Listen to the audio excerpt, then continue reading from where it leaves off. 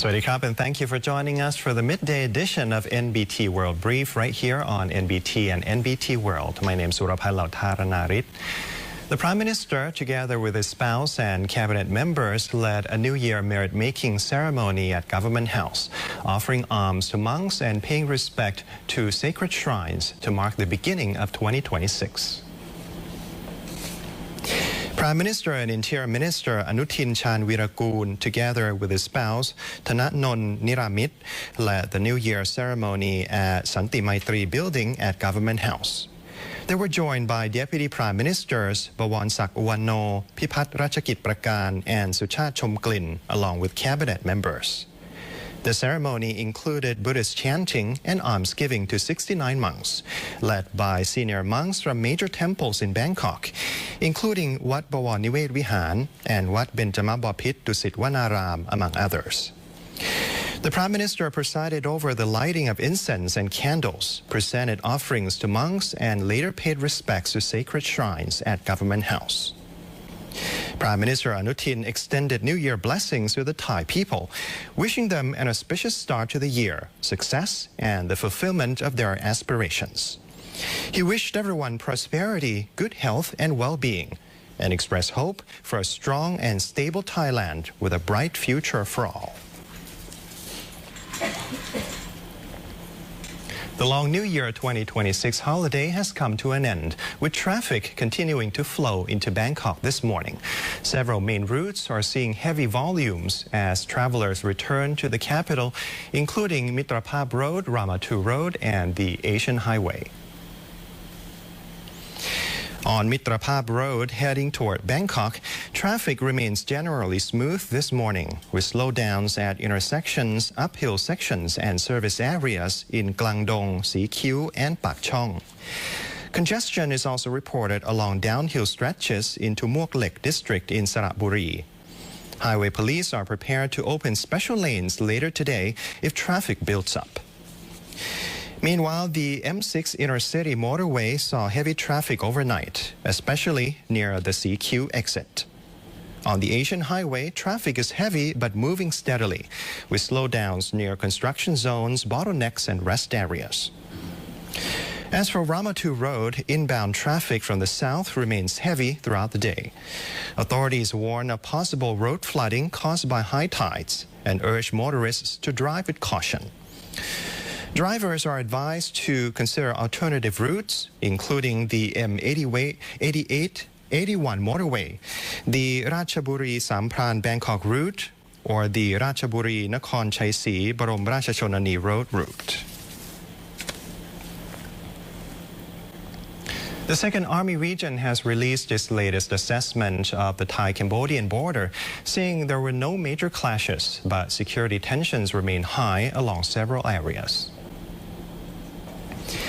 Yesterday, the Second Army Region said the situation along the Thai-Cambodian border remained tactically calm but security-wise tense, with no use of heavy weapons or direct confrontation. In Ubon Ratchathani, areas such as Chongbok and Chong An Ma remain quiet, though Cambodian forces were seen reinforcing defensive positions and conducting surveillance using drones. Inศรีสะเกษ, border zones including Chong Sam Tae, Phu Phi, and Chong Ta Thao saw no clashes. However, increased logistical movements were detected near Privy Here and Pa Mo I Dang, along with strict orders banning photography. In Surin, areas such as Chong Jom and Prasat Khana saw limited Cambodian troop movements and the reinforcement of bunkers and shelters. In Buriram, unexploded ordnance from past fighting was found near Chong Sai Taku, while Cambodian drones were spotted conducting reconnaissance. Overall, the army said the ceasefire remains in place, but both sides continue to strengthen positions, monitor each other closely, and maintain high readiness. The public is urged to cooperate as information warfare remains ongoing. People are asked to avoid sharing, mocking, or spreading hateful content, as this is considered part of protecting the country. Although no formal OPSEC or simply an operational warning has been issued, the situation has entered a phase of negotiations and international legal processes. Authorities warn against sharing images or videos of seized property, as well as content that ridicules opposing soldiers or civilians, since such material could be used as evidence in international forums and interpreted as violating humanitarian and international law. There are also concerns about attempts to distort the conflict as people-to-people hostility when it is driven by elite groups with vested interests.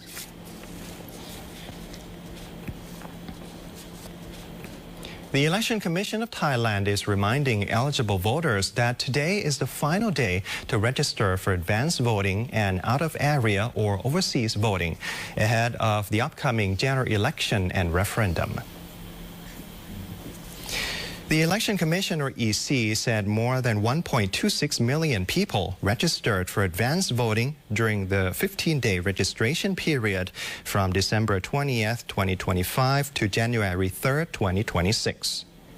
Of the total, 4,837 registered for advance voting within their constituency.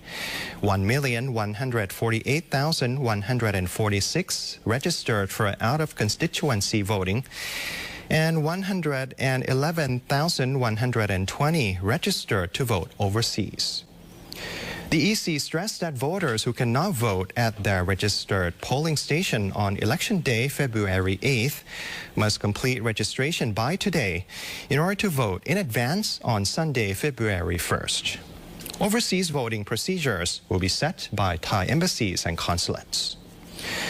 Registration for out-of-area and overseas referendums, as well as voting arrangements for people with disabilities and the elderly, also closes today.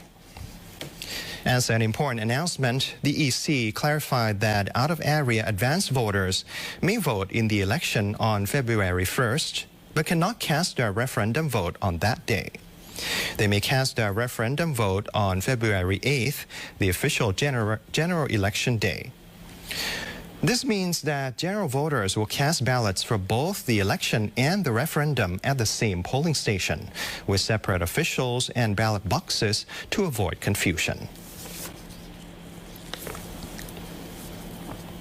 Thailand has issued a statement following rising tensions between the United States and Venezuela, urging all sides to resolve the situation peacefully and in accordance with international law.